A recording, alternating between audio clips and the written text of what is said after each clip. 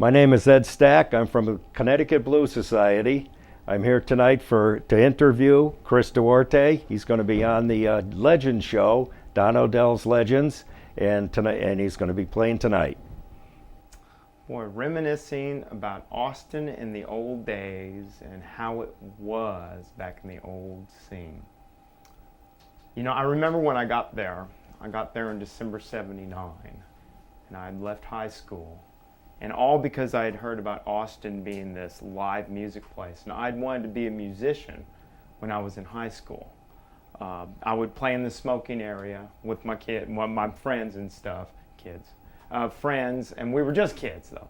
And I remember a friend of mine came and he was so freaked out about the Sex Pistols show that happened in San Antonio.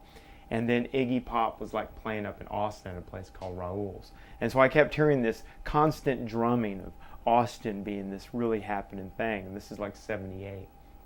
So I left school in '79 and moved up there, got me a job, and then started to play in like an Italian restaurant, but I started to get to know some of the people around there.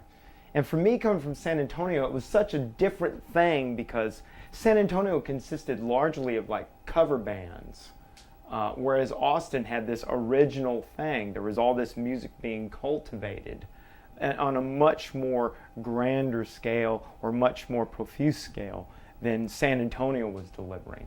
And I remember I was at somebody's house and they had the T-Birds albums, Girls Go Wild. And I was like, who are they? And she goes, oh, they're just a local band. I said, oh, is that what you like to do, like local bands? And I had no idea yet. But Austin, when I finally broke into the scene in 1980 with Bobby Mack and Night Train, I started to find out about how amazing the town was. And that's when I started getting introduced, you know, to Derek O'Brien and Denny Freeman and some of the other players around town. I used to go to the Austex Lounge all the time. Stevie playing every Thursday down at the Continental, every Tuesday down at the Roman. It was truly amazing back then. Did I play at Antone's, and was it a big place? Antone's a very famous place, very famous. When I moved there, it was actually way out in North Austin. And I still have my shirt. I went and saw Ray Charles there. And I still have the shirt. And that turned out to be the most infamous gig because that was the gig Clifford would always talk about how much money he lost on that show.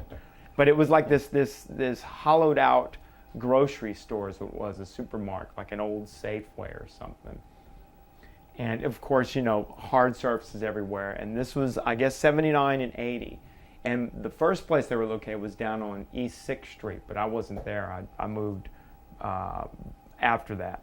So then they moved to 33rd and Guadalupe Street, probably around 1981, probably about 81, I think, they moved there. And then that's when I started really going down there. And that's when I started to play down there. And Clifford was such a great guy. You know, I'm proud to say he was my friend, and I knew him very well. Was I interested in jazz, and did it help sort of evolve my playing? Yeah, it did. I mean, when I came up to Austin, I really wanted to be like a jazz player. And then I thought, well, I'll be like an all-around player. You know, if they need a country guy, I'll be able to get that gig, and I'll learn how to read music. And my first gig actually in a band was with Main Street, which was a jazz band. So we're reading charts, reading out the real book. And that was really interesting, but I didn't really know how the chords were built and how they moved around the basics of harmony. I could just read the chord charts. I could do a little bit of sight reading. But I was like a jazz snob. I just thought blues was just this easy, simple music. You know, oh, I could play that, whatever.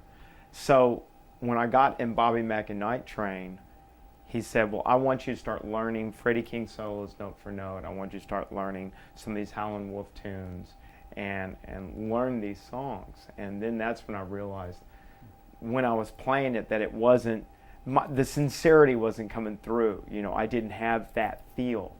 So that's when I really started to work on the blues and started to really appreciate it. And I don't know why. I mean, it's just youthful ignorance, I guess, is what it was. Because, I mean, Hendrix was basically blues, you know. So, but jazz gives me more colors to paint with. So I'm always infusing those influences in my playing. Do I have the horn charts in my head? Yeah, I mean, a lot of times I'll be thinking sort of horns, sort of phrasing, and sort of the rhythm. Because actually Stevie, I learned a lot from listening to old Stevie bootlegs and stuff. And Stevie would play like horn section rhythms, and it was just amazing. And that's my favorite Stevie, is the really old stuff before he had a first album out, because he's basically just riffing. But as like a seasoned professional that he was and that he turned out to be, you know, you get a show together, get to those big levels, you get a show together, and you don't have these, you know, do whatever you want at the shows. You know, you have a show for somebody. But I'm still enjoying the aspect of doing whatever I want on my shows. Have I intended to move towards jamming away from how I started playing blues and blues rock? What I feel, you know, music should always evolve and move. And lots of times the music is influenced by the players that I have in the band at the time. If I have some real traditional blues players, I'm going to play a lot more traditional sort of blues forms, blues phrasing, just because that's what calls for it. That's what the chemicals call for it, and that's what you play with. But right now, who I have, Matt Stollard on the bass and Chris Burrows on drums, these guys can go in different areas. But I think as it should, I'm always trying to experiment. So yes, right now I am trying to experiment with jamming. Was the Texas Sugar tour fun with the original band members from Texas Sugar Strap Magic? What was so cool about that band, besides having John Jordan again, one of my very best dear friends ever, and then Brandon Temple, one of the best drummers I've played with. I mean, it was such a special time when we were all so young, but Brandon had left the band before the album came out, so we never got to tour those songs. So having him there, and all three of us, and being that much more accomplished musicians, 16 years later after the release, it was really special. So yes, it was extreme fun. So now we're thinking of calling that band Texas Sugar and touring certain regions of the country, because I think other regions felt like they missed out. And Texas Sugar Strap Magic was this really special album, so I feel it's got its right to be sort of done out there. The Chris Duarte Group Fan Club DVD coming out. My thoughts on it. Staring at the sun.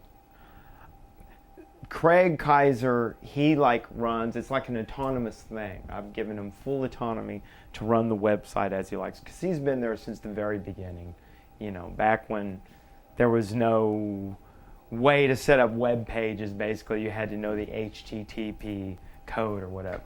So he's been there since the very beginning, and he's my archivist, my official archivist, or archivist, however it's said. Archivist, I think is right.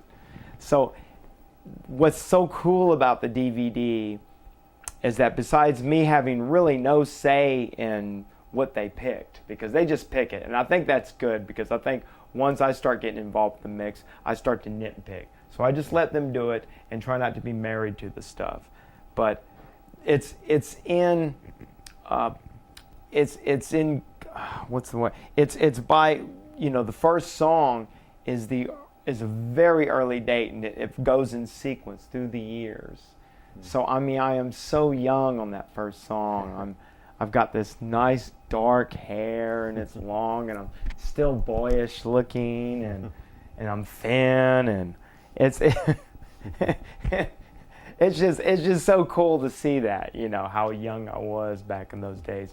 And then another funny thing is you see all the drummers. I think there's 13 songs, and I think each song has a different drummer on it.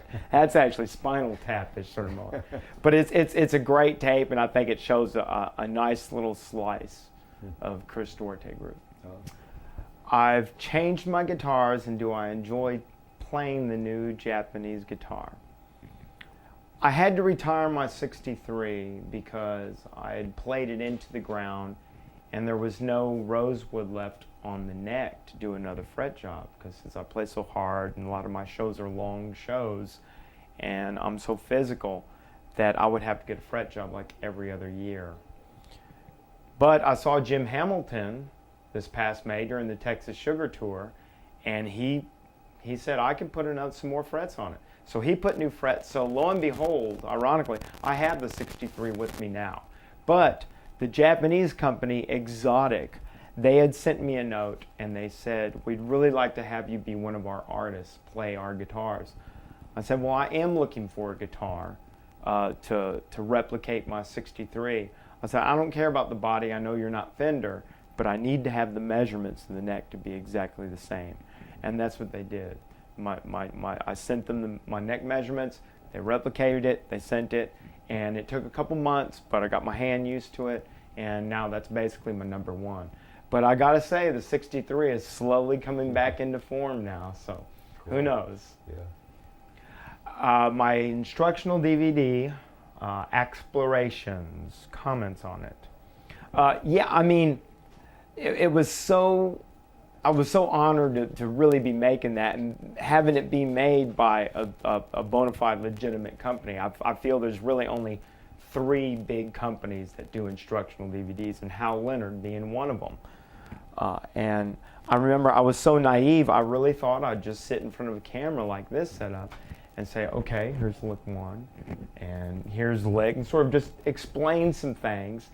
But no, they called me 2 weeks before I'd known for months, and they called me 2 weeks before the shoot, and they said, do you have an outline? And I was, an outline? Did what? They said, no, we do not want to have this instructional DVD going back and forth. We need straight consistency. We need the continuity going through.